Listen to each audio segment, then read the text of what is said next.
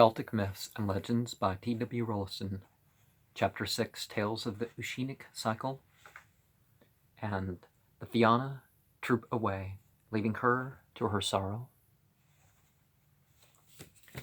The story of the end of the Fianna is told in a number of pieces, some prose, some poetry, all of them, however, agreeing in presenting this event as a piece of sober history without any of the supernatural and mystical atmosphere in which nearly all the Fianna legends are steeped. After the death of Cormac Mac Art, his son Cairbre came to the high kingship of Ireland. He had a fair daughter named Scaim Solace, Light of Beauty, who was asked in marriage by a son of the king of the Decies. The marriage was arranged, and the Fianna claimed a ransom or tribute of 20 ingots of gold, and which it is said was customarily paid to them on these occasions.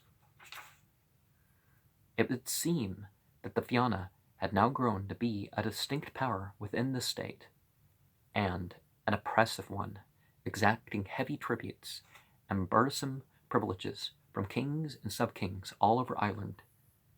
Cairbre resolved to break them, and he thought he now had a good opportunity to do so. He therefore refused payment of the ransom, and summoned all the provincial kings to help him against the Fianna, the main body of whom immediately went into rebellion for what they deemed their rights.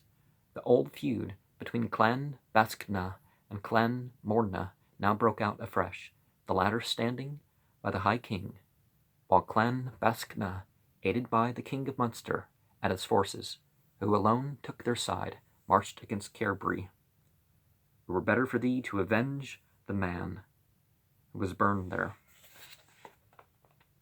And we could tie this to the lesson of the Islamic State, and we can sort of think about Quraysh the Great, Cyrus. He was such a just leader, but those after him remembered, hey, the Mobids and such, the Mobids and the political leaders thought to themselves that, hey, it was gotten away with not too long ago. So they raised taxes and reduced freedoms and all sorts of stuff because they figured that it could be done. And the same thing happened with the Islamic expansion into Persia, is the mullahs thought it could have, it's been done before. One of the things in the Islamic State is that the tribute, the jizya, was never charged on minorities for being minorities. If you remember that Medina, called Yathrib when Muhammad moved in, was the vast majority people who did not believe Muhammad as a prophet, and he never, no matter how strong the majority of people that were Muslim towards the end, never were the Jews, the Christians, or anybody else charged a tribute tax.